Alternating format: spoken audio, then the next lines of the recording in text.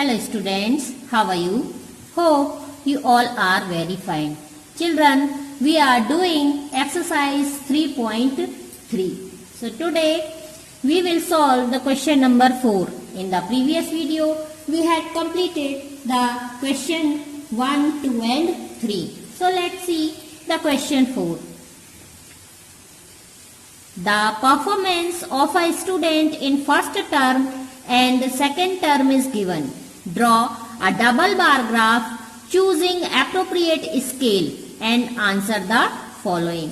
तो चिल्ड्रन देखिए यहाँ पर दिया गया है एक स्टूडेंट का जो उसने मार्क्स गेन किए फर्स्ट टर्म में और सेकेंड टर्म में वो बताए गए हैं.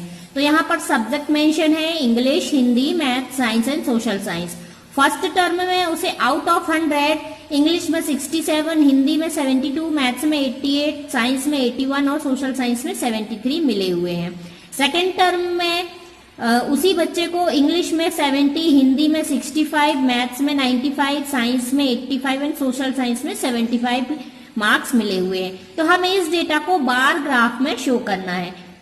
पिछले क्वेश्चन में क्वेश्चन नंबर 3 में मैंने आपको बार ग्राफ दिखाया था जिसमें कि हमने सिंगल जो डाटा था उसका बार ग्राफ हमने शो किया था. अब हमारे पास जो मार्क्स है वो डबल है, 2 टर्म के हैं, तो हमें डबल बार ग्राफ को बनाना सीखना होगा. इसके बाद क्वेश्चन 5 भी डबल बार ग्राफ वाला है और क्वेश्चन 6 भी जो है वो डबल बार ग्राफ वाला है. तो आप क्वेश्चन 4 को अच्छे से समझेंगे. जैसे क्वेश्चन 4 होगा उसी तरह से क्वेश्चन 5 और क्वेश्चन 6 आपको करना है. तो 5 और 6 जो है आप अपने मन से करेंगे तो क्वेश्चन 4 को अच्छे से समझ लीजिए. तो चिल्ड्रन बार ग्राफ बनाने के लिए मैंने पहले भी बताया था कि आपको ये इस तरह का जो पेपर होगा ग्राफ पेपर वही यूज करना पड़ेगा. इसके बाद आपको यह चीज भी ध्यान रखनी है कि ये जो ग्राफ पेपर है इसमें आपको हमेशा पेंसिल का ही यूज करना है, पेन का यूज इसमें नहीं करना है. तो चलिए अब हम देख लेते हैं. अकॉर्डिंग टू द क्वेश्चन यहाँ पर सब्जेक्ट मेंशन करना है तो हम यहाँ सब्जेक्ट के लिए प्लॉट दे देंगे. अब देखिए यहाँ पर सब्जेक्ट हमको देने हैं तो सब्जेक्ट हम दे रहे हैं. यहाँ पर सब्जेक्ट मैंने देकर रखे हैं कि English, Hindi, math, science and social science. हमारे पास यहाँ पर बेस देने के लिए पर्याप्त स्पेस है तो मैंने यहाँ पर दिए हुआ है इंग्लिश. अब इंग्लिश के लिए आप देखिए मैंने बेस दिया हुआ है ये यहाँ से यहाँ तक. फिर मैंने एक पॉइंट को छोड़ करके फिर यहाँ पर ये जो बॉक्सेस होते हैं ये 1 सेंटीमीटर के होते हैं तो मैंने यहाँ छोड़ करके ये हिंदी के लिए प्लॉट कर दिया. इसके बाद फिर मैंने 1 सेंटीमीटर की जगह छोड़कर ये मैथ्स के लिए प्लॉट कर दिया. इसके बाद फिर ये साइंस के लिए प्लॉट कर दिया और उसके बाद ये सोशल साइंस के लिए मैंने यहाँ प्लॉट कर दिया है. अब आप यहाँ पर देखिए जब हमें मार्क्स हमें शो करने हैं तो आप अच्छी तरह से देखिए. सबसे पहले हमें क्या करना पड़ेगा, स्केल बताना पड़ेगा कि हम कितनी जो यूनिट है वो एक यूनिट को हम कितने इक्वल ले रहे हैं. तो देखिए स्केल हम क्या ले रहे हैं, 1 यूनिट में 10 स्टूडेंट ले रहे हैं क्योंकि यहाँ जो मार्क्स दिए हैं ये कोई 67 है, कोई 70 है, कोई 95 है, कोई 81 है. तो ये देखिए आउट ऑफ 100 में से है. तो यदि हम 10-10 के डिफरेंस से ले लेंगे, 10-10 के मार्क्स से ले लेंगे तो हम इजीली इसे शो कर पाएंगे, प्लॉट कर पाएंगे बार ग्राफ में. तो चलिए देख लेते हैं. हमने यहाँ पर 0 से यहाँ पर 0 रहता है. 0 से 10, 20, 30, 40, 50, 60, 70, 80, 90 और 100 यहाँ तक का हमने ले लिया. अब पहला जो सब्जेक्ट है इंग्लिश, इंग्लिश में उसे सबसे पहले मिले हुए हैं मार्क्स, वो मिले हुए हैं उसे 67. तो देखिए यहाँ पर आप इसे तो बहुत अच्छी तरह से समझ सकते हैं कि 60 कहाँ होगा. 60 जो होगा वो आपका देखिए ये तो 60 है. ओके, फिर यहाँ पर ये है 65. अब 65 के 2 पॉइंट्स ऊपर 67 होगा तो 66 और ये 1 और 67. तो यहाँ आपने मार्किंग कर ली, यहाँ पर आप निशान लगा लेंगे. फिर धीरे से यहाँ से आप लाइन खींच के डॉट डॉट डॉट से लाइन खींचते हुए यहाँ पर ले आएंगे, स्केल से लाइन खींचते हुए यहाँ पर ले आएंगे और यहाँ से आप इसको ग्राफ बना देंगे. अब बताइए जब आपको डबल बार ग्राफ बनाना है तो आप तो कंफ्यूज हो जाएंगे कि हम क्या करें. तो सबसे पहले ही हमें क्या करना होता है, यहाँ पर शो कर देना होता है कि देखिए हम ब्लू कलर से, यहाँ पर कलर आप यूज कर सकते हैं, आप यहाँ पर कोई दूसरे शेड यूज कर सकते हैं. तो ये मैंने यहाँ पर कलर यूज करके शो किया है। तो यहाँ पर आप देख सकते हैं फर्स्ट टर्म जो रहेगा ब्लू कलर से हम उसे कलर करेंगे और सेकंड टर्म को ये हम ऑरेंज कलर से करेंगे। तो चलिए हम देख लेते हैं। यहाँ पर इंग्लिश में उसे 67 मिले हुए हैं, तो यहाँ 67 पर हमने मार्किंग कर ली और यहाँ से इस तरह से हमने स्केल की सहायता से लाइन खींच के इस बार ग्राफ को बना लिया। अब दूसरी सेकंड टर्म में उसे 70 मार्क्स मिले हुए हैं इंग्लिश में ही, तो 70 मार्क्स, यहाँ 70 तो सीधा सीधा है, तो यहाँ से हमने इस तरह से लाइन खींची ये और यहाँ से यहाँ तक मिला दिया। अब आपको मालूम है जैसे कि मैंने पहले बताया कि हम फर्स्ट टर्म के जो मार्क्स हैं उनको हम ब्लू कलर से करेंगे और सेकंड टर्म के जो है वो ऑरेंज कलर से करेंगे। तो फर्स्ट टर्म के मार्क्स जो है ये इनको मैं कलर कर दे रही हूं। इस तरह से आप इसे कलर कर लेंगे। ये कलर आपको बहुत संभाल के करना है कि बिल्कुल भी बाहर ना निकले, ये जो इसका बार है ग्राफ है उसी के अंदर ही ये रहे, आउट ना हो। तो देखिए चिल्ड्रन, इस तरह से ये हमने फर्स्ट टर्म का जो है फर्स्ट टर्म का डेटा यहाँ पर तैयार कर दिया है 67 और सेकंड टर्म का इंग्लिश में उसने मार्क्स आए हैं 70, ये हमने यहाँ पर शो कर दिए हैं। अब हिंदी के मार्क्स देखिए, तो हिंदी में फर्स्ट टर्म में उसे 72 मिले हैं और सेकंड टर्म में 65 मिले हैं। तो अब हमने हिंदी के लिए जो प्लॉट दिया हुआ है यहाँ पर आ जाएंगे। हिंदी में फर्स्ट टर्म में उसे मिले हुए हैं 72, तो आप देख रहे हैं चिल्ड्रन की 72 कहाँ पर है, 70 तो यहाँ पर है और 2 और, तो हमें 2 पॉइंट्स, ये जो देखिए बारीक लाइन भी होती है ना, ये यहाँ पर देखिए 1 से ये 1 सेंटीमीटर के बीच में ये 10 लाइंस होती हैं। तो ये जो डार्क सी लाइन होती है बीच में ये 5 की लाइन होती है, आधे की, यहाँ 70 और यहाँ पर 70, फिर इनके इसका मतलब ये है कि इनके बीच में 1 जो लाइन खींची हुई है 10 पार्ट्स में इक्वल डिवाइडेड होता है। तो यहाँ पर 70 के बाद ये देखिए आप अच्छी तरह से ध्यान देंगे तो यहाँ पर ये आएगा यहाँ 1 और ये आएगा 2, हमने यहाँ मार्किंग कर ली 72, ये आपको मिलेगा यहाँ 72। चलिए अब हम सेकेंड टर्म का देख लेते हैं 65।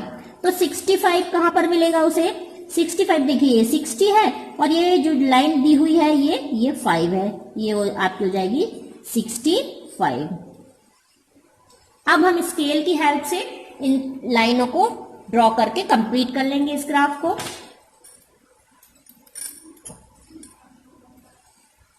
फर्स्ट टर्म में उसे मिला हुआ है 72, ये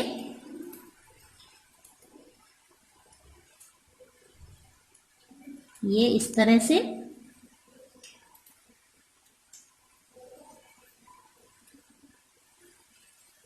इस तरह से हो जाएगा और सेकंड टर्म में उसे मिला हुआ है 65, तो ये यहां तक आएगा 65।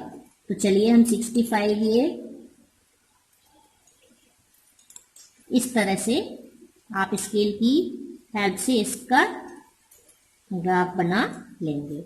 अब मैंने आपको बताया कि जो फर्स्ट टर्म के हैं उसे ब्लू कलर से मैं शेड कर रही हूँ और जैसे सेकंड टर्म के हैं उसे ऑरेंज कलर से। तो चलिए इसे भी हम शेड कर लेते हैं। तो चिल्ड्रन इस तरह से देखिए फर्स्ट टर्म के हिंदी के मार्क्स 72 यहाँ पर शो हो रहा है और सेकंड टर्म में हिंदी के मार्क्स जो है वो 65 यहाँ पर शो हो रहा है। अब मैथ्स के देख लेते हैं। मैथ्स में उसे फर्स्ट टर्म में 88 मिले हैं और सेकंड टर्म में 95 मिले हुए हैं। तो फर्स्ट टर्म में मैथ्स का देखिए, मैथ्स यहाँ पर है फर्स्ट टर्म में 88। अब आप समझेंगे कि 88 यहाँ पर, यहाँ तक तो 80 आपको मिल जाएगा, अब 88 हमें चाहिए तो ये 85 हुआ। अब 85 के बाद ये 86, 87 और ये 88, यहाँ पर 88 मिल गया। तो फर्स्ट टर्म का 88 और सेकंड टर्म का 95, तो 95 तो इजी हो जाएगा आपको, ये 90 है और ये 5 है तो ये मिल गया 95। तो यहाँ जो बारीक बारीक लाइन दी है इनको भी आपको 1 2 3 करके काउंट कर लेना है। अब हम चलिए स्केल की हेल्प से इसे बना लेते हैं।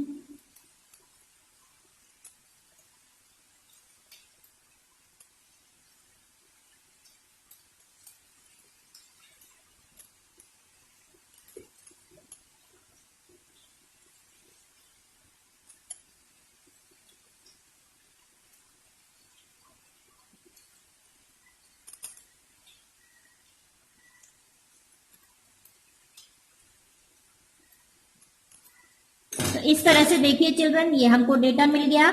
यहाँ का मैथ्स में फर्स्ट टर्म का 88 और सेकंड टर्म का 95। अब इसे कलर कर लेते हैं। तो चिल्ड्रन इस तरह से मैथ्स का जो है ये आप देखिए फर्स्ट टर्म में उसने 88 मार्क्स गेन किए और सेकंड टर्म में 95 गेन किए। अब साइंस को देखते हैं। तो साइंस में फर्स्ट टर्म में 81 है और सेकंड टर्म में 85 है।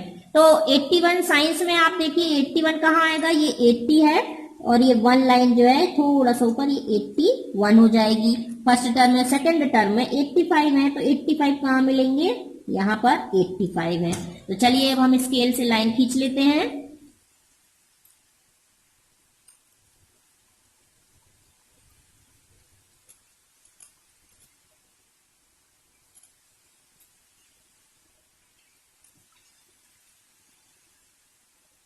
इसके लिए चिल्ड्रन आपको बहुत ही पेंसिल जो है बहुत शार्प पर लेनी होगी ताकि ओवरलैपिंग ना हो दूसरी लाइन पर, और हमेशा पेंसिल ही यूज करें आप ग्राफ पेपर पर। जब भी आप बार ग्राफ बना रहे हैं तो आप पेंसिल ही यूज करें। ये देखिए हमने यहाँ पर फर्स्ट टर्म और सेकंड टर्म का ले लिया। फर्स्ट टर्म के लिए कलर कर देते हैं और सेकंड टर्म के लिए भी कर देते हैं। तो चिल्ड्रन इस तरह से आप इसे बना लेंगे। आप सोशल साइंस के मार्क्स देख लेते हैं। सोशल साइंस में फर्स्ट टर्म में 73 थे और सेकंड टर्म में 75 थे। तो चलिए देखते हैं सोशल साइंस का प्लॉट हमने यहाँ पर दिया हुआ है बेस। तो 73 कहाँ आएगा, यहाँ पर ये देखिए यहाँ 70 है और ये 1 2 एंड ये 3, यहाँ 73 आ जाएगा और ये 75 आ जाएगा। अब हम स्केल से इसे ज्वाइन कर देंगे।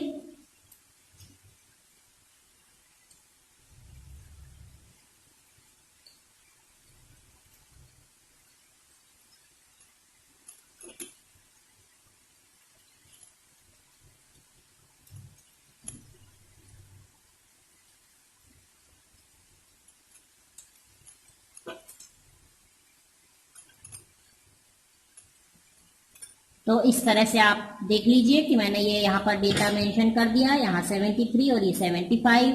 तो चिल्ड्रन इस तरह से यहाँ पर आपका बार ग्राफ जो है वो कंप्लीट होता है। आप यहाँ पर देख लीजिए ये जो आपका बार ग्राफ है ये यहाँ पर मैंने बना दिया है। इस तरह से आपको ये बार ग्राफ बनाना होता है। आप यहाँ पर यदि कलर आपके पास अवेलेबल नहीं है तो आप शेड करके भी कर सकते हैं। एक को ब्लैंक रहने दें, एक को शेडेड बना दें। ओके, अब क्वेश्चंस देख लेते हैं। In which subject has the child improved his performance the most. अब किस सब्जेक्ट में चाइल्ड जो है उसने बहुत ज्यादा इम्प्रूव किया। तो देखिए सबसे ज्यादा इम्प्रूव उसने किसने किया है, आप सेकंड टर्म का रिजल्ट देखिए। मैथ्स में उसे 88 थे, फिर 95 उसे मिले हैं। तो आप इसी डेटा को देखकर बता सकते हैं कि किसमें इम्प्रूव किया है, उसने मैथ्स में इम्प्रूव किया है। Okay, now second question, in which subject is the improvement the least. किस सब्जेक्ट में बहुत कम इम्प्रूवमेंट हुआ, ना के बराबर, तो वो किसमें हुआ। देखिए आप यहाँ सोशल साइंस में 73 फर्स्ट टर्म में पाया, सेकेंड टर्म में 75, सिर्फ 2 मार्क्स उसने ज्यादा प्राप्त किए। तो बहुत कम जो उसे इम्प्रूवमेंट मिला वो किसमें मिला है, सोशल साइंस में बहुत कम इम्प्रूव उसने किया है। Now third question, has the performance gone down in any subject. क्या किसी सब्जेक्ट में परफॉर्मेंस डाउन हुई है, मतलब पहले ज्यादा मार्क्स रहे हो फिर कम रहे हो। तो यस, किसमें हुई है बताइए। इसमें तो ज्यादा मिले, इसमें भी ज्यादा है, इसमें भी ज्यादा है, इसमें भी ज्यादा है, सिर्फ ये हिंदी। तो आप यहाँ लिखेंगे यस हिंदी में उसे कम मार्क्स मिले हैं, ठीक है ना। और यहाँ सोशल साइंस। इस तरह से आप बार ग्राफ रेडी कर सकते हैं और इस तरह से आप आंसर्स दे सकते हैं। तो चिल्ड्रन ये मैंने आपको 4th क्वेश्चन बता दिया। इसी तरह से आपको 5 और 6 क्वेश्चन भी करना है। So 5 or 6 question you will do by yourself. Here is your exercise finished. In the next video, I will solve the exercise 3.4.